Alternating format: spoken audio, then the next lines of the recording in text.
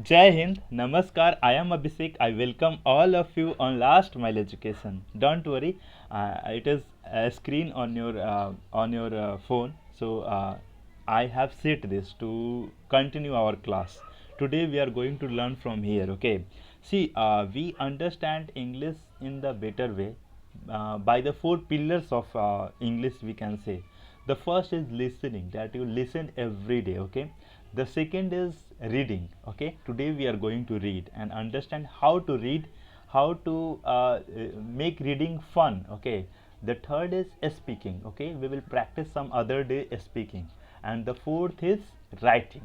Okay, this is the best, like we can say, the ways to understand English. Okay, so today we are going to read an article on Wikipedia. Wikipedia is a website or application. Okay, it is US based US based website or application where every information is available. Okay, so today we are going to read an article on Bihar. If you live in Uttar Pradesh, please read the article on Uttar Pradesh.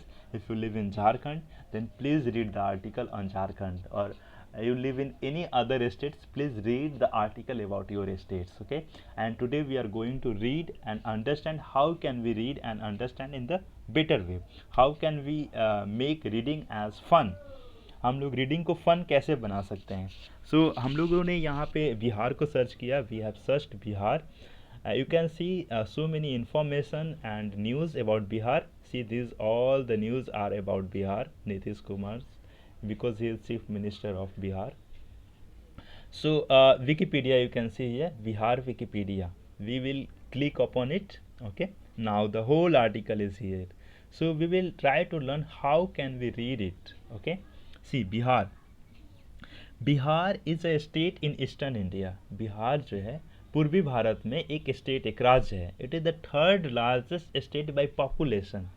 Bihar जो है ये it is मतलब बिहार को reflect कर रहा है, ये subject बन गया है it is the third largest state by population. Population के हिसाब से ये तीसरी सबसे बड़ी राज्य है. आई थिंक फर्स्ट पे उत्तर प्रदेश, सेकंड पे महाराष्ट्र, थर्ड पे बिहार, फोर्थ पे वेस्ट बंगाल, ऐसे ही चलेगा ये. ठीक है. And twelfth largest by territory, और 12वीं सबसे बड़ी राज्य है क्षेत्रफल के मामला में, with an area of 94,163 square kilometre. Okay.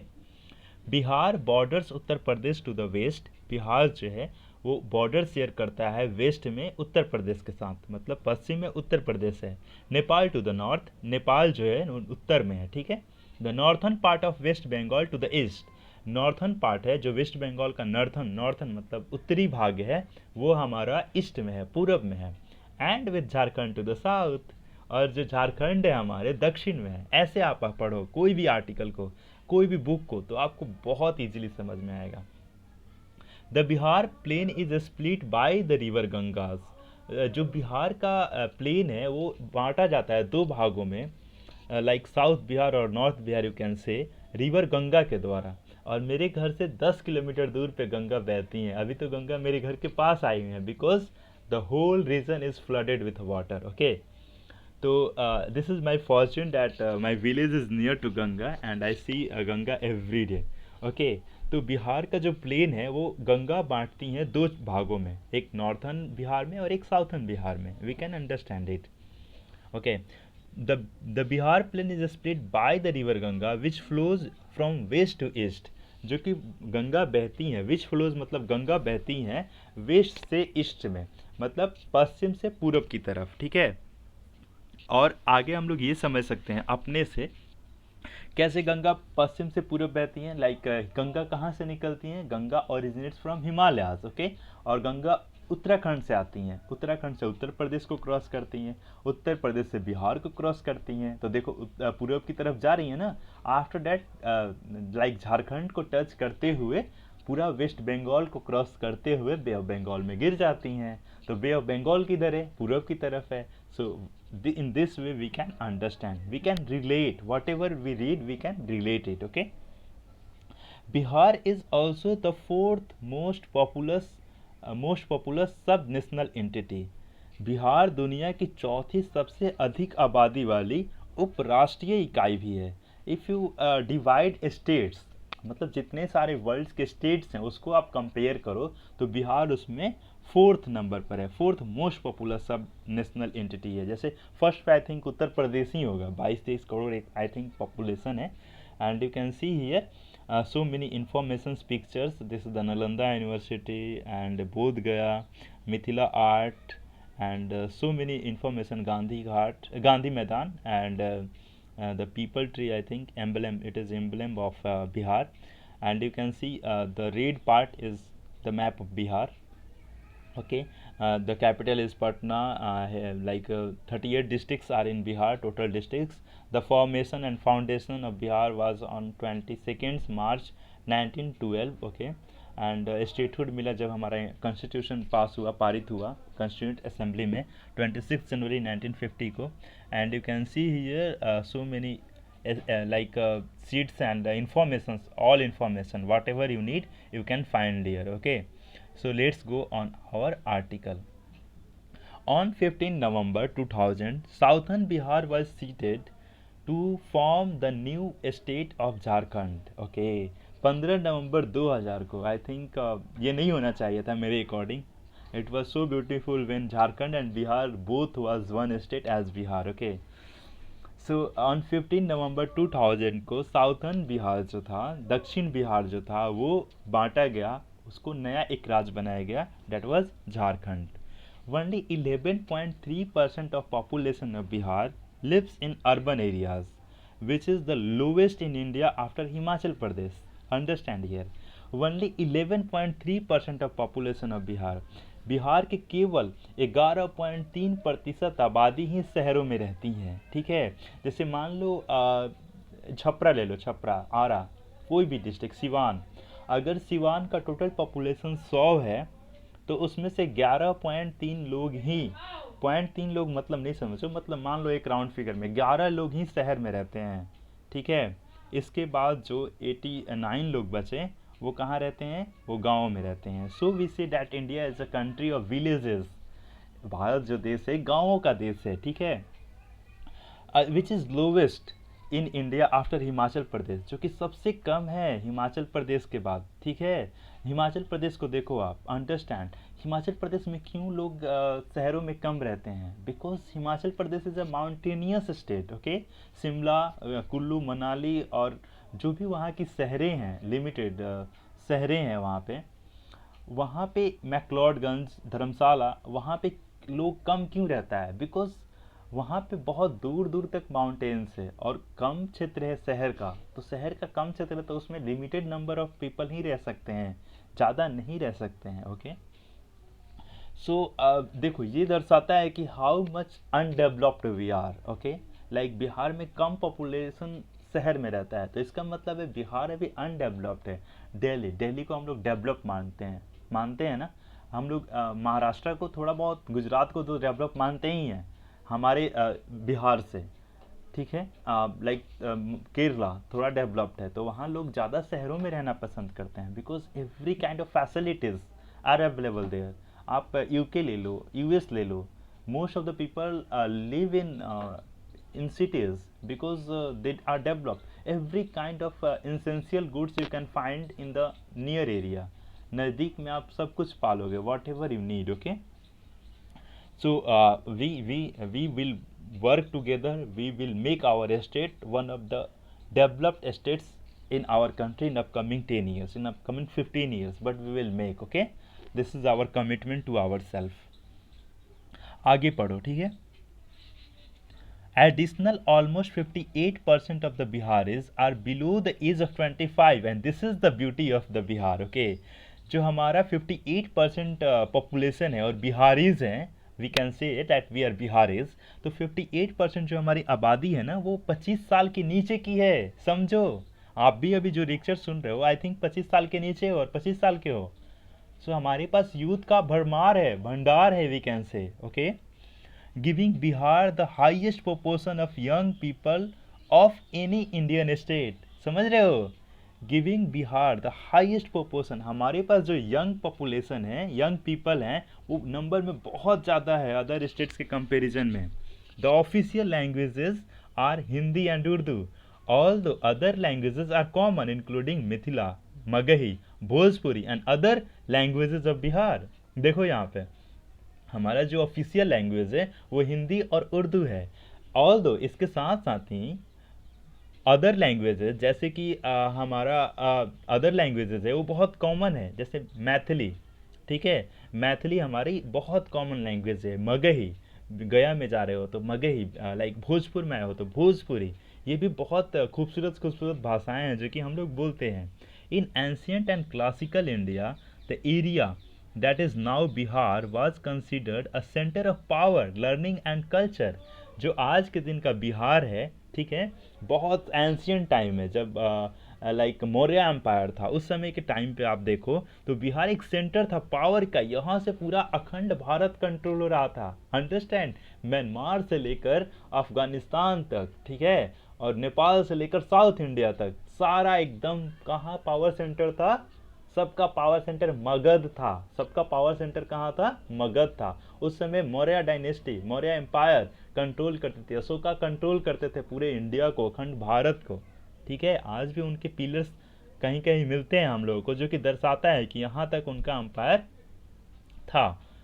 ठीक है, आगे देखो, from Magadh arose India's first empire. Magadh से इंडिया का फर्स्ट एम्पायर स्टार्ट होता है, खड़ा होता है, उगता है। The Mughal empire, sorry sorry sorry, the Maurya empire, sorry I am very very sorry, the Maurya empire.